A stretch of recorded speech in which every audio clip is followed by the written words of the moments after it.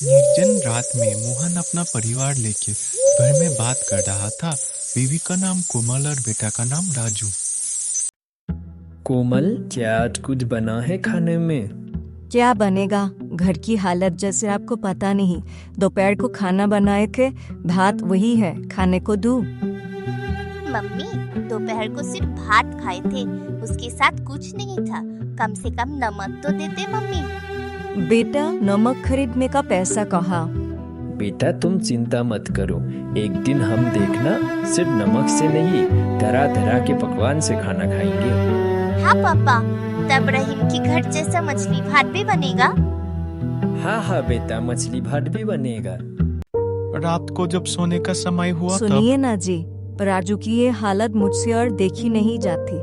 बच्चों को कितना अच्छे से पालेंगे सोचे थे, और आप खाने को नमक नहीं जुटा पा रहे हैं। अब थोड़ा देखिए ना, कल गांव में किसी के पास कुछ काम हो तो। गांव का नाम है प्राणीपुर, क्योंकि गांव के 200 परिवार का ही मुख्य जीविका है पशुपालन। कोई घोड़ा पालता तो कोई भेड़ बकरी और कोई गाय भैंसे।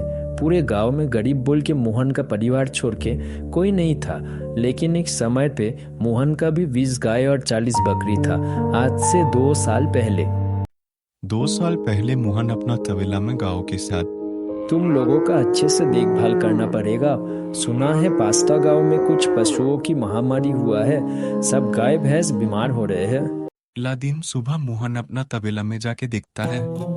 हाय हाय हाय हाय, ये क्या हुआ? सारा का सारा गाय एक साथ मेरा मर गया। मैं तो लुट गया, मैं तो बर्बाद हो गया, मेरा सब कुछ चला गया। हाय हाय हाय। 2 हफ्ता बाद मोहन बाजार में गाय खरीदने जा रहा था। उसी समय क्या मोहन, सुना है महामारी में तुम्हारा सब जानवर का मौत हो गया है, एक भी नहीं बचा।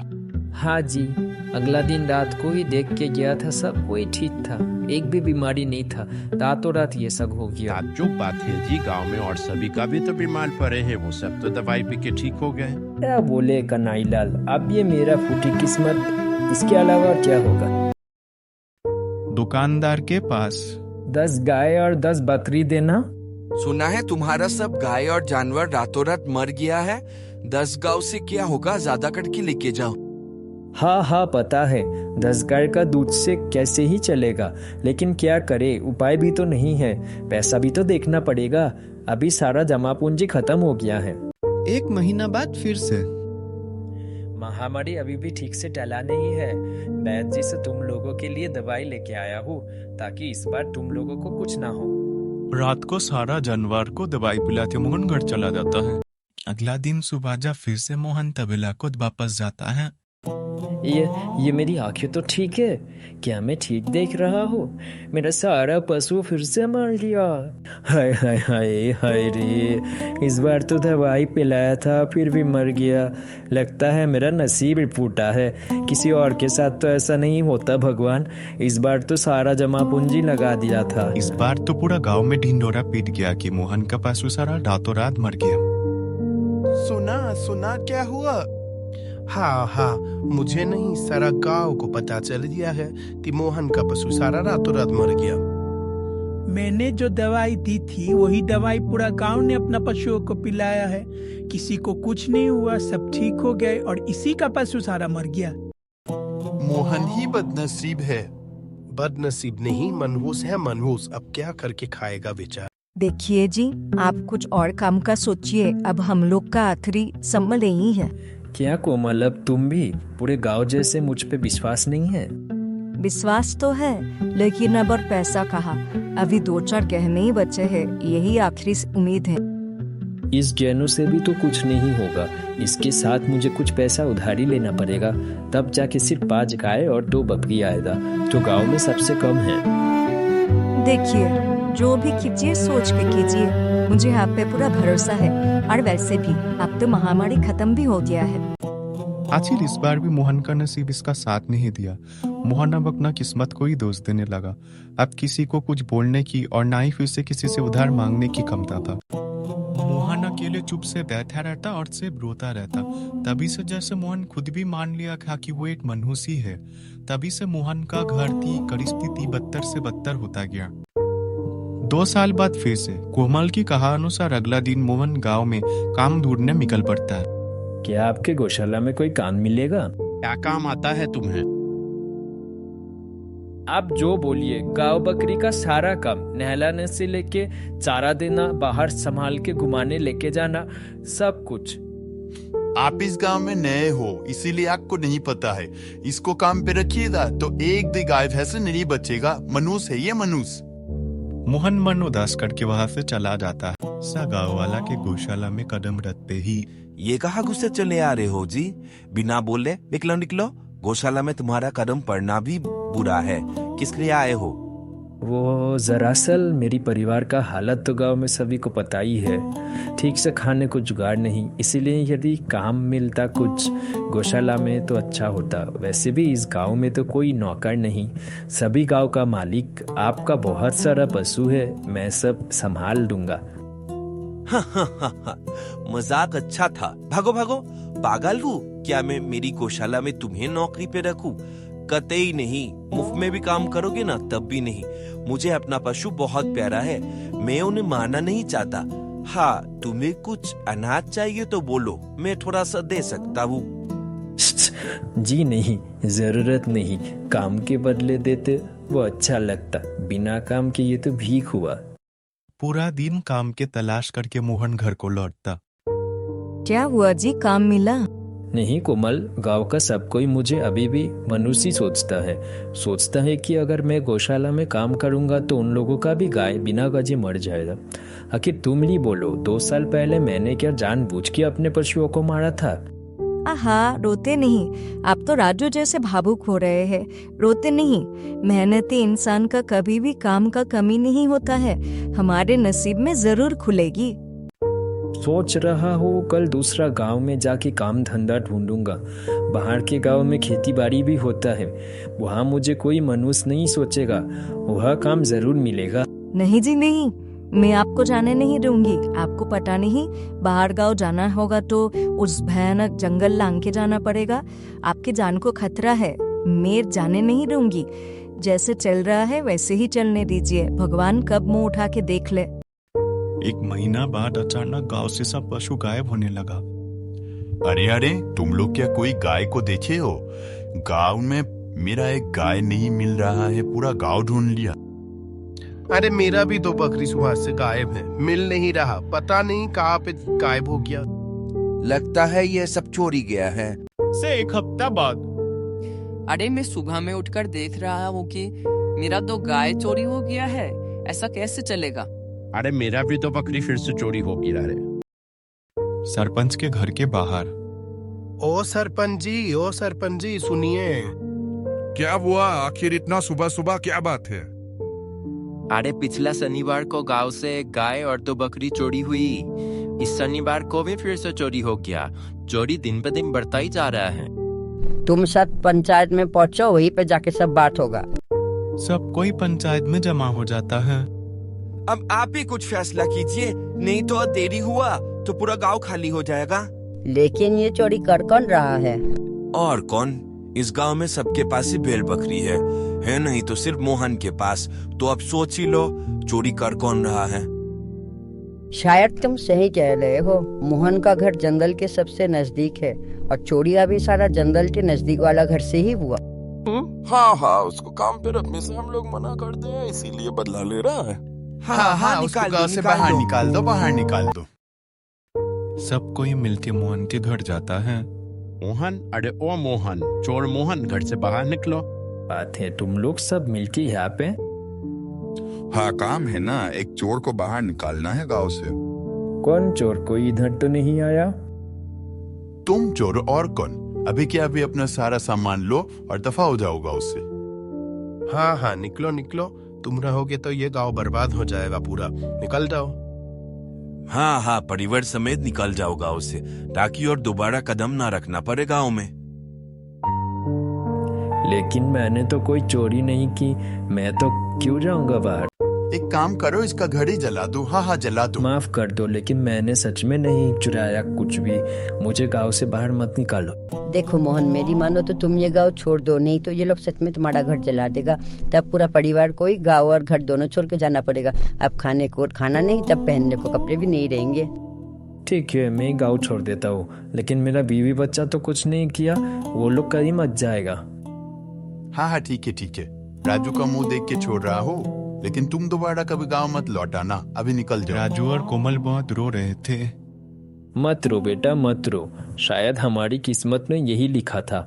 मैं बहुत जल्द दूसरा गांव में कुछ इंतजाम करके तुम लोगों को यहाँ से बाहर निकाल लूंगा। तब तक के लिए कोमल, राजू का ध्यान रखना। उसी रात मोहन गांव छोड़ के अपना जंगल की तरफ निकल पड़ता है। मोहन जंगल में पहुंच के देखता है एक गुफा है। आज का रात सोच रहा वो यहीं पे बिताया जाए। मोहन जब गुफा के भीतर जाता है तो देखता है चारों तरफ हड्डी और हड्डी है। मोहन बहुत घबरा जाता है और भाग के गुहा से बाहर निकल जाता है। अगला दिन था शनिवार का रात। अरे अरे अरे, इतना बड़ा दैत्य इस जंगल में, तभी जंगल में कोई नहीं जाता। मैं तो ये सब में विश्वास नहीं करता था, लेकिन दैत्य सच में होता है। और ये क्या, साथ में बकरी और गाय, मतलब हमारी गांव से यही सब उठा के लाता। मोहन डर के मारे थर थर कांपने लगता। इस बार 4 लेके आए हैं, 1 हफ्ता इसको आराम आराम सिखाएंगे, फिर जाएंगे अगला शनिवार। मोहन डर के अपने घर की तरफ भागता।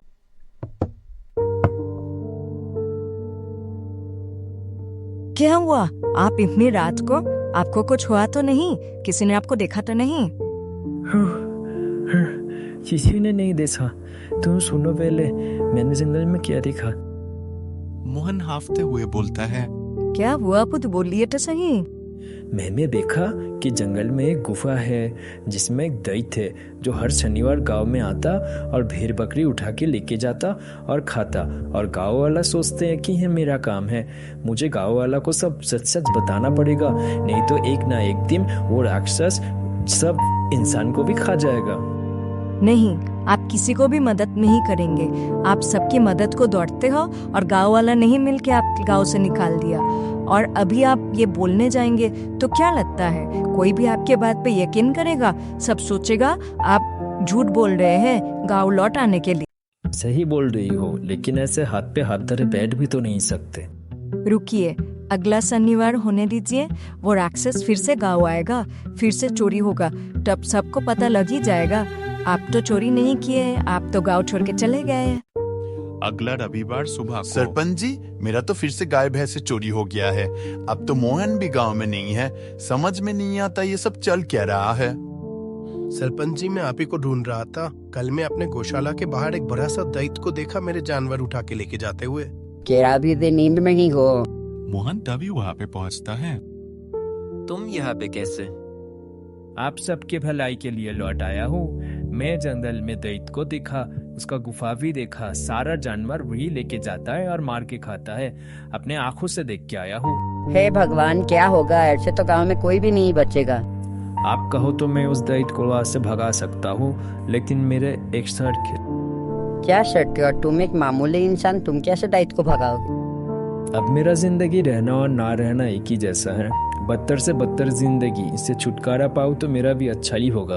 हाँ, तब इसे ही जाने दीजिए। हाँ, इसे ही दीजिए। पहले शर्त तो सुने, क्या शर्त है? मुझे 50 गाय, 100 बकरी और 25 घोड़ा चाहिए, तभी ये काम में करूंगा। इतना तो मेरे घर पे ही नहीं है जो मैं तुमको दूं। आप भी ना सरपंच जी, जैसे ये सच में दैत्य को भगा देगा। नहीं, यदि भगा दिया तो तब तुम सब अपना अपना एक एक पशु देना, तब ये पूरा हो जाएगा। नहीं तो ऐसे भी ये सब जाने को ही है, इससे अच्छा है एक करके दे ही दे। मोहन अगला दिन सरपंच को गुफा दिखाने लेके जाता है। सरपंच तो गुफा देख के एकदम चौंक जाता है। गुफा के अंदर दैत्य भी सो रहा था। दोनों वहां से भाग के बाहर आता है और सरपंच बोलता है, तुमको मोहन इसको भगाना ही पड़ेगा, नहीं तो हमारा पूरा गांव खत्म हो जाएगा। अगला दिन मोहन अपने बीवी के कहा अनुसार जंगल जाता है। कहाँ से लग रहा है एक अजीब सा खुशबू आ रहा है। मैंने अगला दिन ही अपना गुफा में ये खुशबू सूंघा था। लग रहा है घुसपैठ या घुस तो नहीं आया। पता नहीं तरकीब काम करेगा कि नहीं। मुझे काफी दिनों से एक जंगल में दैत्य का गंध आ रहा है, इसीलिए मैं यहाँ पे खींचा चला आया। दैत्य मिल जाता तो कितना अच्छा होता, मैं उसको पकड़ लेता। अरे ये कौन बोला? राक्षसपुर का राजा। उस दैत्य मिल जाता तो कितना अच्छा होता, उसको पकड़ के अपने राजमहल में लेके जाता और अपने रानी को खिलाता। अरे बाप रे, राक्षस वो भी दैत खाता है। ये दैत मिल जाता तो 100 पूरे होते, तभी मुझे ज्यादा शक्ति मिलता। और दैत को पकड़ना तो मेरा बाएं हाथ का खेल है। लगता है ये बहुत ताकतवर है। ये राक्षस, ना बाबा ना, इसके सामने नहीं जाऊंगा। मैंने गुफा में देखा, लगता है वो वहीं पे रहता है। उसने अभी मेरा ताकत देखा ही कहा है। एक उंगली के इशारों पे मैं बड़ा से बड़ा पेड़ गिरा देता हूँ। पेड़ देखो। बाप रे बाप, ये तो सचमुच बहुत ताकतवर था। मैं तो आज तक एक इंसान का शिकार नहीं कर पाया, सिर्फ जानवर खाता हूँ और ये दैत्य को पकड़ के खाता है। बाप रे बाप, पहले अपना जान बचाओ, भागो भागो, यहाँ से भागो, बहुत दूर चलो ताकि ये राक्षस कभी भी ढूंढ ना पाए। ये बोल के दैत्य डर के मारे जंगल छोड़ के बहुत दूर चला जाता है भाग के। और अगला शनिवार को कोई जानवर भी चोरी नहीं होता है। पूरा गांव में मोहन का जय जयकार होने लगता है। ये लो मोहन, मेरा कहा अनुसार तुम्हारा गाय और घोड़ा बकरी सब है। इस बार मोहन का किस्मत चमक उठता है। एक भी पशुओं को कुछ भी नहीं होता है। मोहन का काम बहुत अच्छा चलने लगता है। रातों रात मोहन बहुत अमीर बन जाता है। गांव में जो लोग मोहन को पूछता तक नहीं था, अब वही लोग मोहन को देख के सलाम ठोकते हैं। पापा पापा, ये देखो मम्मी ने मुझे कितना बड़ा मच्छी बना के दिया। हाँ हाँ बेटा, मैंने एक दिन कहा था ना कि हम लोग भी मच्छी भात खाएंगे। मुझे आप पे बहुत नाज है जी। आपके दैत भगाने के बाद ही हमें ये दिन देखने मिला। अरे कोमल, उसका बुद्धि तो सारा तुमने ही दिया था। आखिर तुम सही समय पे वो पेड़ का नीचे खोखली नहीं करती तो ये दिन कहाँ आता। और ऐसे भी मुझे उतना बुद्धि कहाँ। हाँ हाँ हाँ।